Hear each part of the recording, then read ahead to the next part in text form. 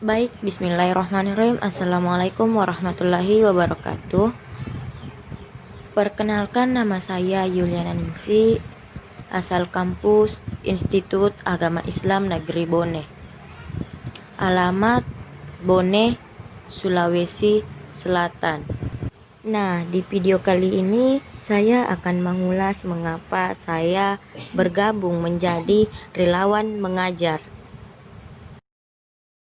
Adapun alasan saya menjadi relawan mengajar, yakni sebelum itu kita perlu tahu bahwa relawan pendidikan fungsinya tidak lain adalah membangun pendidikan yang lebih memadai, terutama di daerah tertinggal.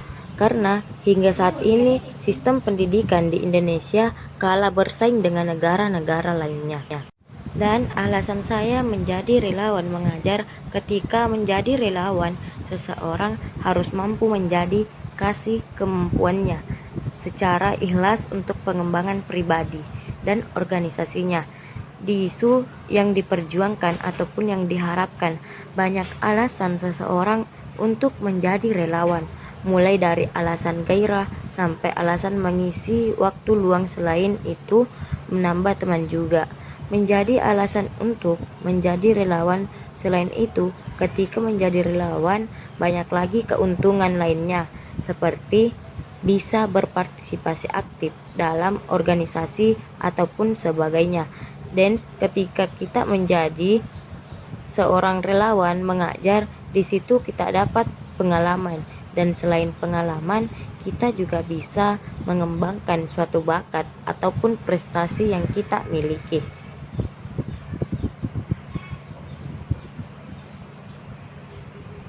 Kemudian alasan saya menjadi volunteer, yang pertama, pastinya kamu akan mendapatkan kenalan baru pada saat kamu join pada volunteering.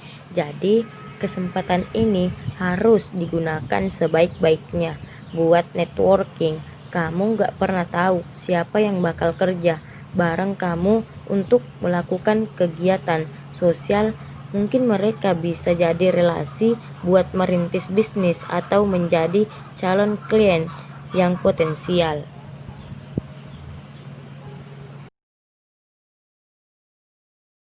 Dan yang kedua, membuat perasaan menjadi senang.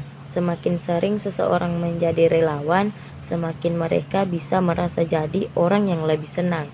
Karena aktivitas volunteering bisa memperkuat rasa empati dan keakraban di antara sesama, juga membuatmu lebih sering tersenyum. Dan yang ketiga, makin percaya diri dengan membuat ataupun berbuat kebaikan untuk orang lain, bisa membuat diri kita merasa bangga dengan hal-hal yang telah dilakukan. Hal ini penting untuk membantu melatih kita semakin percaya diri untuk menampilkan kemampuan ataupun bakat yang dimiliki.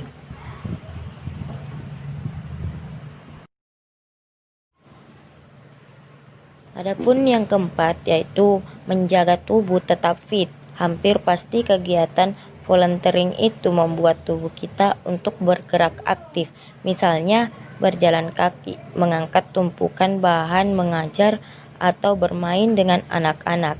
Selain itu, perasaan senang waktu membantu orang lain juga bisa mencegah stres dan membantu menjaga tubuh kita supaya tetap sehat.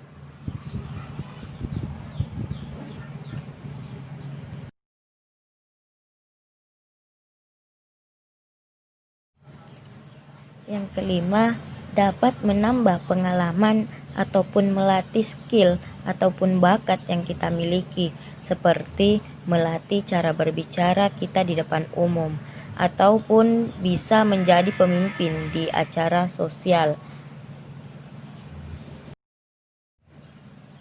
Kemudian, kondisi sebelum pengajaran. Yang pertama, tugas sekolah anak-anak sering diabaikan. Dan yang kedua, kurang mengerti pada materi yang diberikan guru, apalagi pelajaran dilakukan secara daring. Mungkin saja anak-anak tidak memiliki koneksi yang bagus. Dan yang ketiga, anak-anak lebih bermalas-malasan.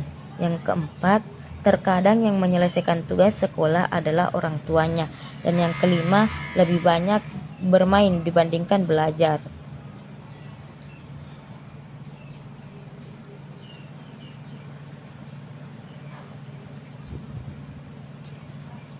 Enam, tidak memiliki teman belajar. Dan yang ketujuh, lebih banyak bermain. 8, lebih banyak tidurnya. Dan yang kesembilan, tidak ada semangat dalam belajarnya.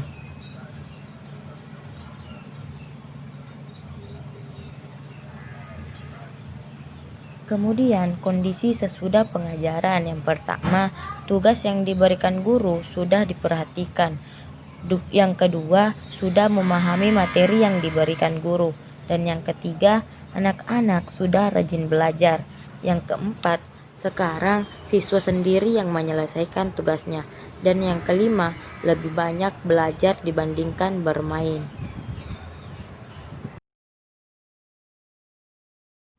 Selanjutnya, sudah memiliki banyak teman belajar, lebih banyak belajarnya, dan semangat dalam belajar.